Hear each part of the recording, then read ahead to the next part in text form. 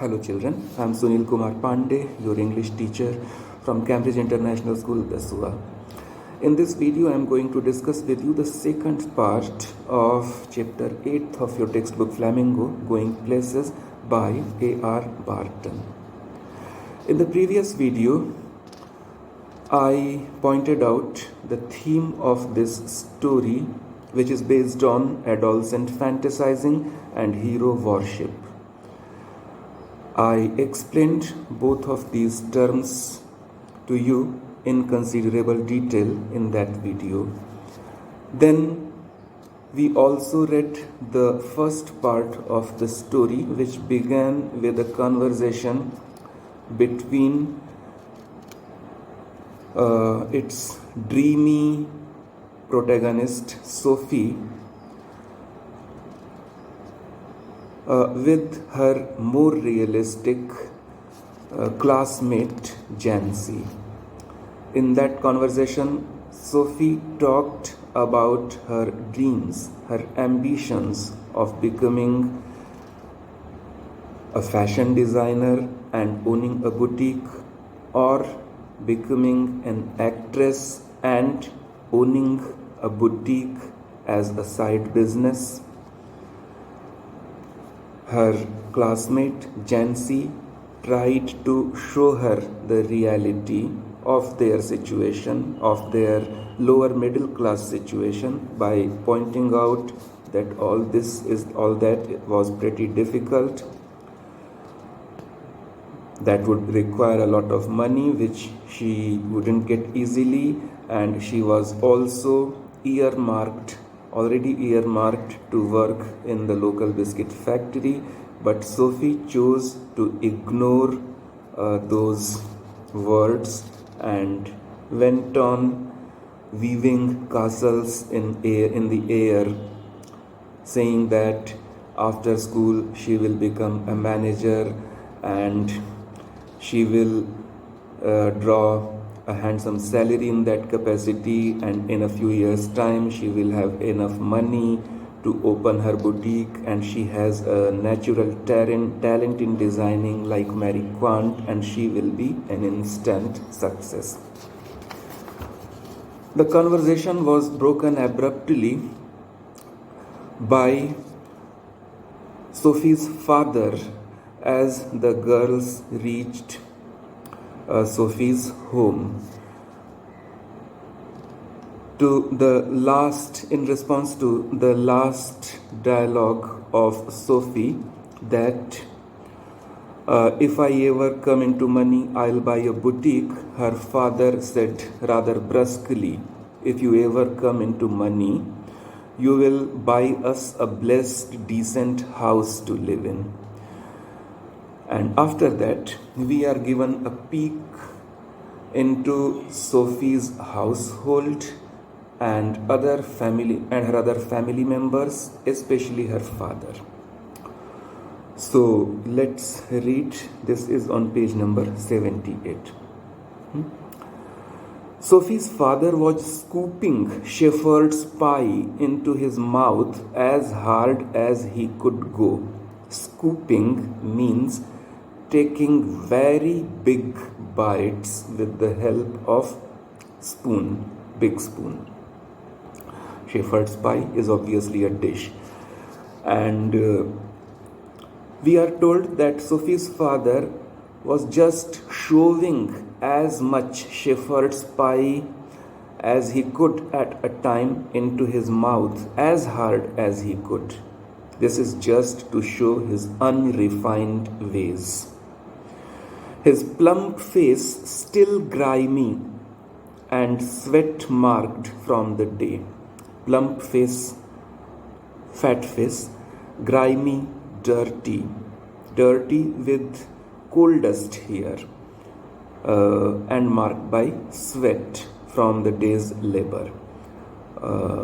Later on, we are told, or perhaps this is just implied, that her father was a laborer in a nearby coal mine. And he had all the unrefined, rude crude ways of a laboring class member. And he is joined by Sophie's younger brother as well, who is just a 4 or 5 years old boy. He too chips in. She thinks money grows on trees, doesn't she, Dad? Said little Derek. Derek is his name, hanging on the back of his father's chair. Their mother sighed. Sophie watched her mother's back, stooped over the sink, and wondered at the incongruity of the delicate bow which fastened her apron strings. So Sophie's mother was washing dishes bent over the sink. Her back was visible, and at the back her apron was tied with a delicate bow. And even in this situation, even in this dismal lower middle class situation, Sophie just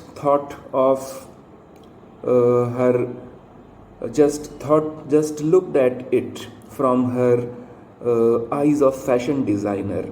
She wondered at the incongruity of this delicate bow, means unsuitability, unmatching nature of this delicate bow with her dress. Again, this is to show how unrealistic and cut off from reality Sophie was. The delicate seeming bow and the crooked back. She also did not find the back appealing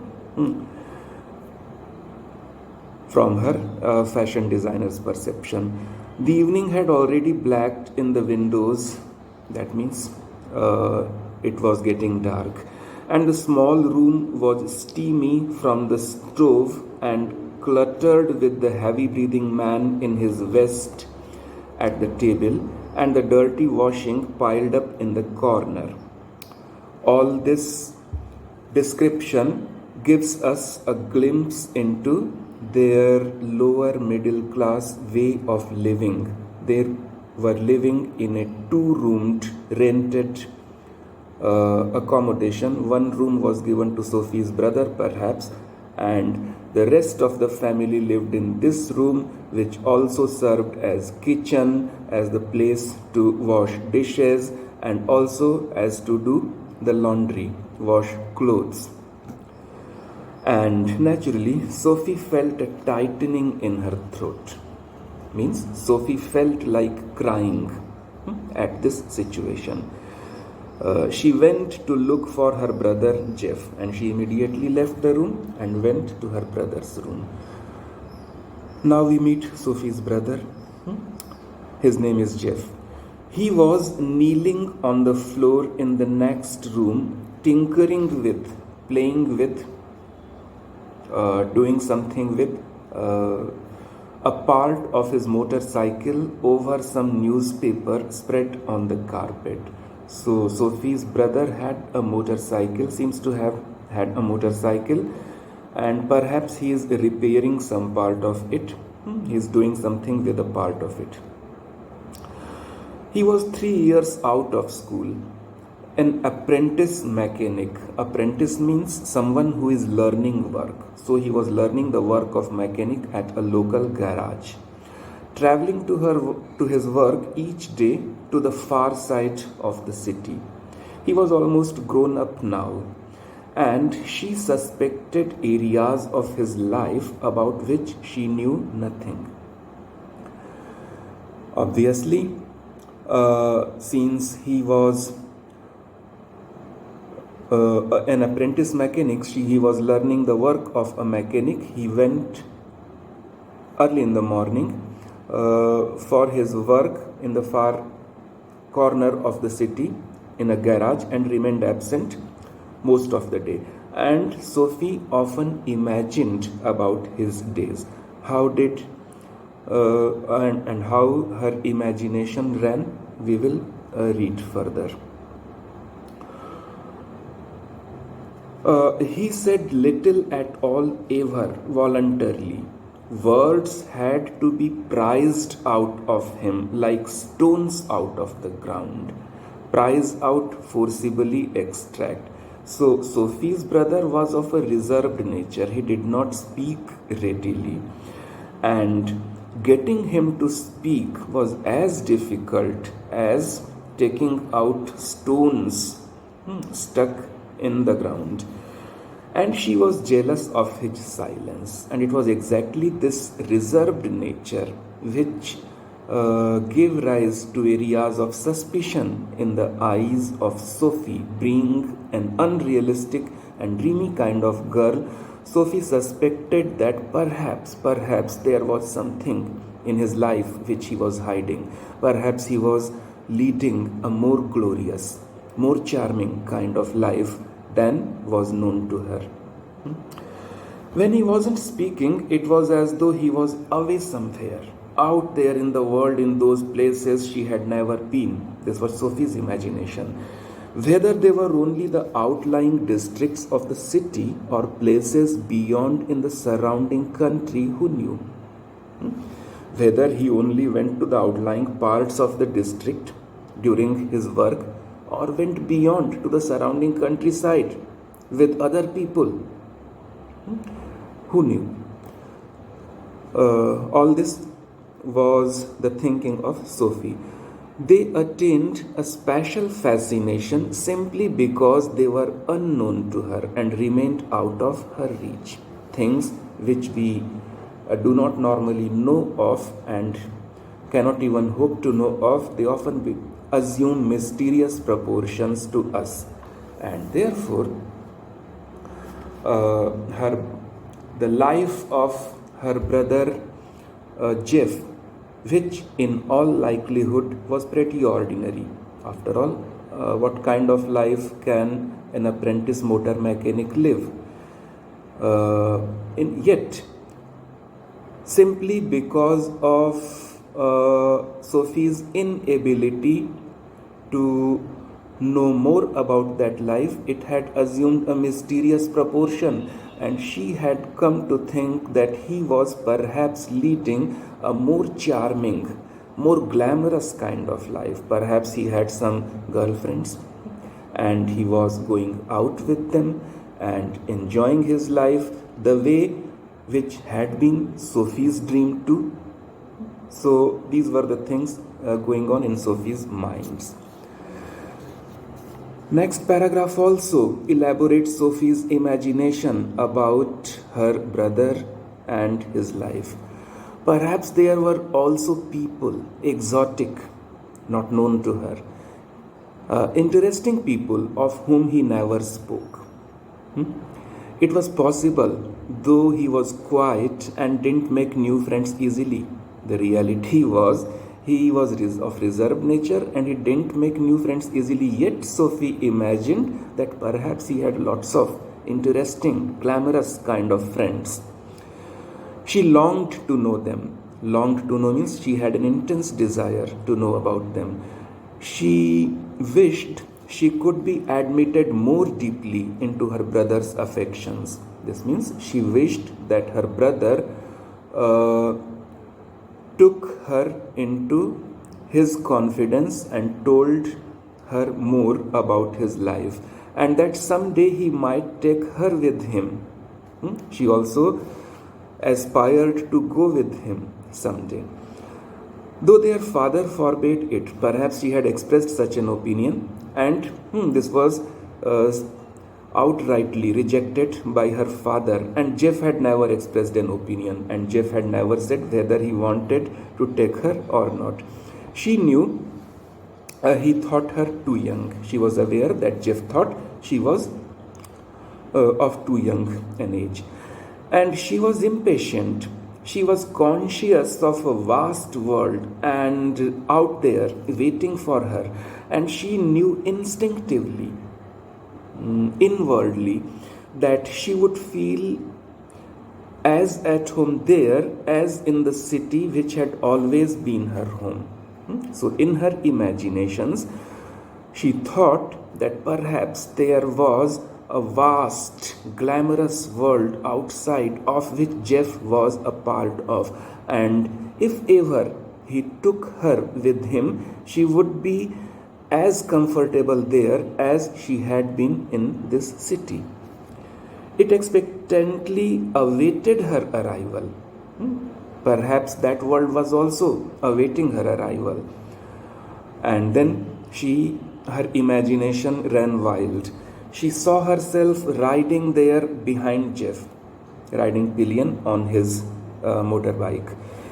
He wore new shining black leathers and she a yellow dress with a kind of cape that flew out behind the back part of the dress, cape that flew behind in the air as they rode, much like she might have seen in movies, and you might also have seen in movies. So that was her imagination.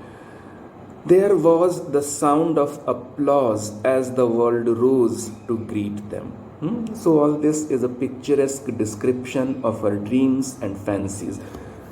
Very, very briefly put, she imagined that her brother was leading a glamorous life. He was meeting exotic, unknown people, and Sophie wished to go with him and be part of that world.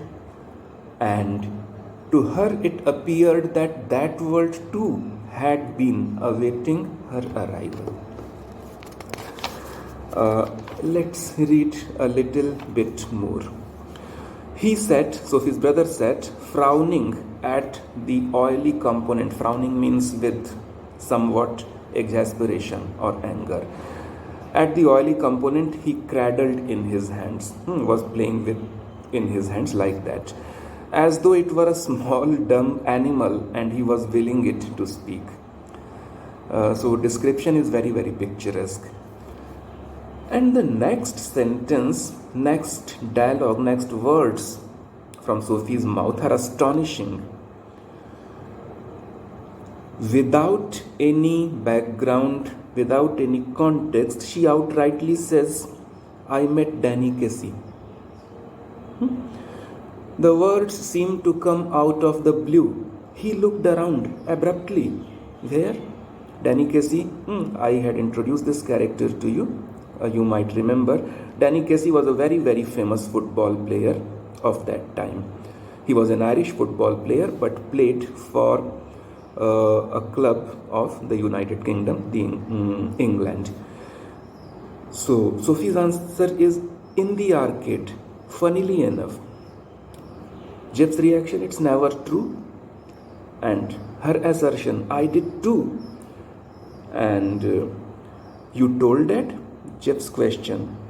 And she says she shook her head, chastened, pained at his unawareness that he was always the first to share her secrets.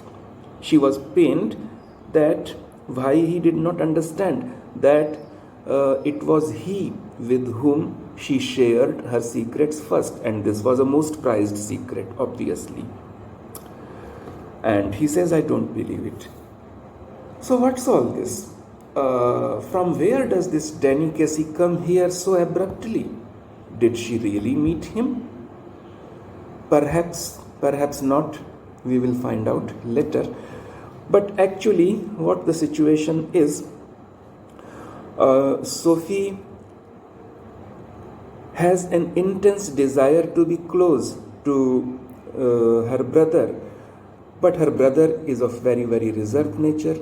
So, just to strike a conversation with him, just to astonish him, and just to be able to talk to him for a while more, she invents a meeting with Danny Casey. In all probability, this will be confirmed later on, but in all probability right now, this seems to be a lie. And what happens when you tell a lie to someone? To justify that lie, you go on inventing lies after lies. And that exactly happens to Sophie now. When Jeff says, I don't believe it, she invents further lies. There I was, looking at the clothes in Royce's window. Royce's is a showroom. where someone came and stood beside me, and I looked around, and who should it be but Danny Casey? She is describing an imaginary meeting. All right, what does he look like? Oh, come on, you know what he looks like. Close to, I mean. How does he look from close quarters? Well, he has green eyes, gentle eyes, and he is not so tall as you would think. She wondered if she should say about his teeth, but decided against it. So the story has come at an interesting point. In the beginning, I said this might be true, this might not be true, but let me make it clear at this point that this is not true. This is a blank, patent lie spoken only to draw the attention of her brother Jeff. And to justify this one lie, she goes on inventing lies after lies. She goes on inventing incidents to describe how she met Danny Casey, what transpired between them. And now their father also comes into the picture. This part I reserve for the next video. Let's stop it here itself today. Thank you.